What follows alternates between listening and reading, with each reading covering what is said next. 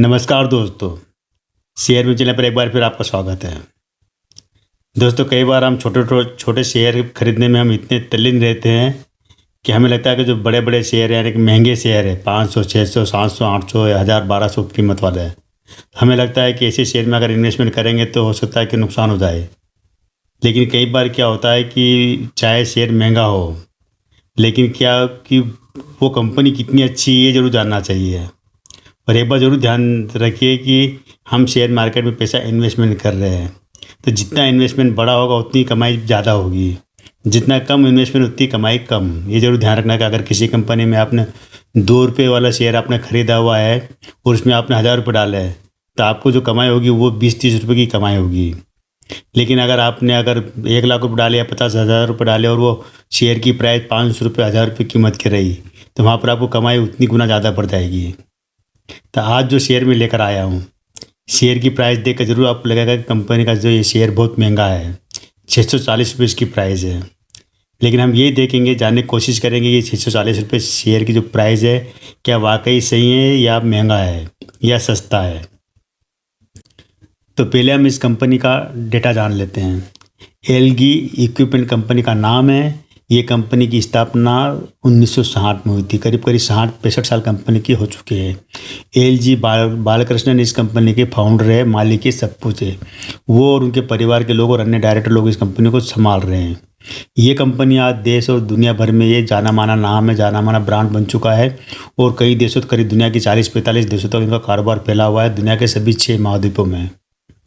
ये कंपनी का अगर हम देखे जाए तो इसका जो शेयर की प्राइस है ₹640 इसकी शेयर की प्राइस है। इसका अगर हाई और लो की बात करेंगे हम, तो करीब ₹800 का हाई रहा है और ₹480 का इसका लो भी रहा है। ये भी आपको ध्यान रखना है।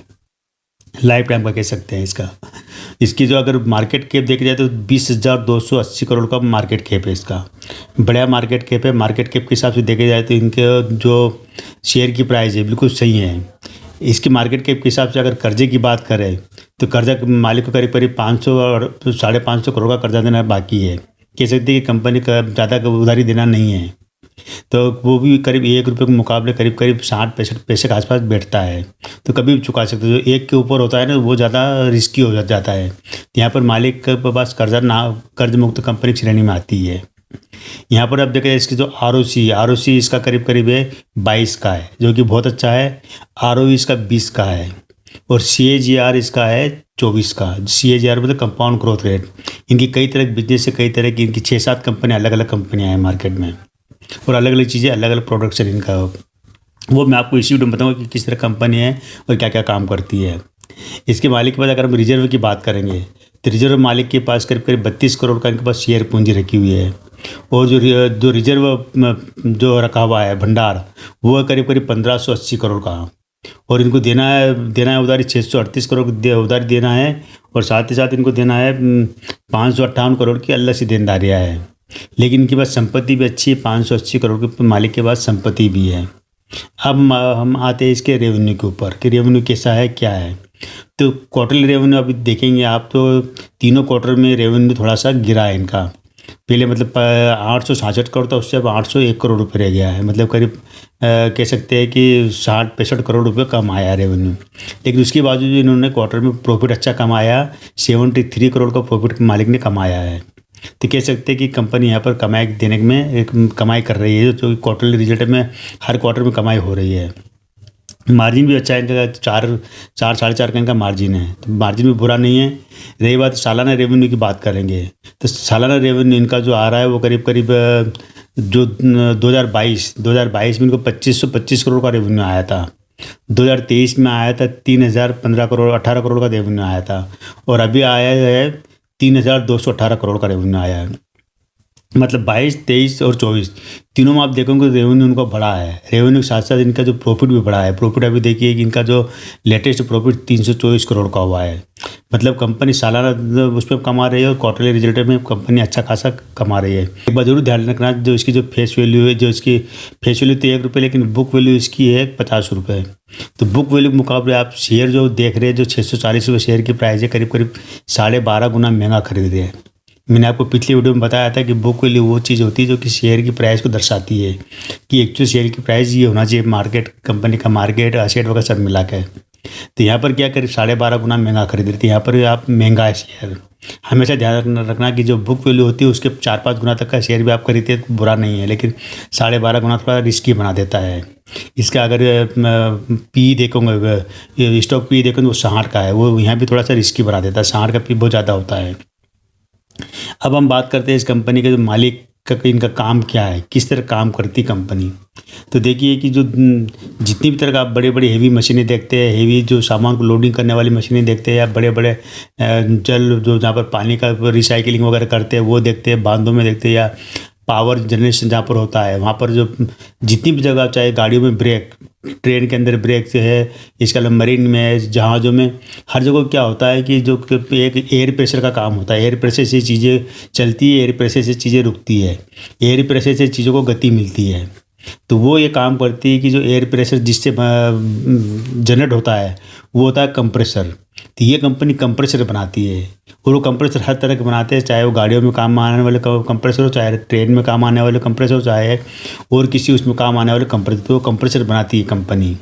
छोटे कंप्रेसर लेकर बड़े कंप्रेसर बनाती है, और ये देश और दुनिया भर में निर्यात भी करती है, एक्सपोर्ट भी करती है, सेल भी करती है, और साथ साथ में ये कंपनी काम करती है टर्नी की, मतलब उनकी सालाना दर पर मेंटेनेंस का काम भी संभालती है। मतलब एक बार अगर किसी ने बड़े बड़े कंप्रेसर लगा दिए किसी बड़ी कंपनी में, इनमें, तो वहाँ पर क्या होगा कि उसको सर्विस भी देती है कंपनी। जब भी ज़रूरत पड़ेगी, ख़राब होगी, ये उसके पार्ट्स वगैरह सप्लाई करती है। देश भर में इनकी कई जगह इनको डीलर है देश भर में, और इनके जो रिटेलर भी हर देश में, हर बड़े शहरों में है इनके। कहने का मतलब कह सकते हैं कि ये कंपनी एक ऐसे काम से जुड़ी, ऐसे बिजनेस से जुड़ी कि जिसकी ज़रूरत कभी भी ख़त्म नहीं होगी, हमेशा बनी रहेगी। आप अपने आसपास से आप देख लीजिए कि जो जितनी भी जो चीज़ें, भारी चीज़ों को उठाने का काम करते कंप्रेसर द्वारा, आप एक बटन दबाते चीज़ ऊपर हो जाती है, एक बटन दबाते एयर प्रेशर बन जाता है। तो वो चीज़ को बनाने का काम करती कंपनी। तो ये सर कह सकते हैं कि अच्छा, एक और चीज़ अच्छी है कि इन्होंने 6-7 कंपनियों का अधिग्रहण किया, करीब 7 कंपनियों का अधिग्रहण कर चुके हैं, जो कि बाहर भी है, चाइना में भी और दूसरे देशों में भी अधिग्रहण किया है, अपने देश में भी अधिग्रहण किया उन्होंने। इसकी दुनिया भर में करीब करीब है 24 कंपनियाँ जो सहयोगी कंपनियाँ हैं, जो सबसे साथ में मिलकर काम करते हैं ना एक दूसरे के साथ, 24 कंपनियाँ हैं जो दुनिया भर में उनके साथ मिलकर काम करते हैं। तो और अलग अलग कंपनी को हम देखते हैं कि यह क्या कंपनी में इन्वेस्टमेंट करने लायक है कि नहीं है। तो 2-3 चीज़ें जो मैं आपको बता देता हूँ कि शेयर की जो प्राइस वगैरह है, इसके हिसाब से शेयर थोड़ा सा महंगा क्यों महंगा है, क्योंकि ये कंपनी अपने निवेशकों को बहुत अच्छा ध्यान रखती है, कंपनी कमाती है। तो यहाँ पर कंपनी ने शेयर स्प्लिट भी किया हुआ है। जो 10 रुपये फेस वैल्यू थी 95 में जब शेयर मार्केट में लिस्ट हुआ था, तब इसकी जो फेस वैल्यू 10 रुपये, तब उसको घटा के 1 रुपये कर दिया, यानी कि हर एक शेयर के 10 शेयर बन चुके हैं। तो 10 शेयर से अगर आप मल्टीप्लाई करोगे अभी जो 640 रुपये को, तो वो 6040 रुपये का शेयर बैठता है। आप मतलब कह सकते 10वां हिस्सा खरीद रहे हैं। इसके अलावा कंपनी लिस्ट के बाद में 3 बार बोनस दे चुकी है, हर एक शेयर पे एक शेयर का बोनस दे चुकी है। अगर बोनस के भी आप कैलकुलेट कर लोगे तो आपको शेयर एक कह सकते हैं कि थोड़ा सा महंगा है। ये शेयर की जो प्राइस होना चाहिए, अगर हम इसकी जो बुक वैल्यू 50 रुपये से मानते हैं, तो करीब करीब ये शेयर होना चाहिए 300-400 रुपये तक होता, ज़्यादा अच्छा रहता।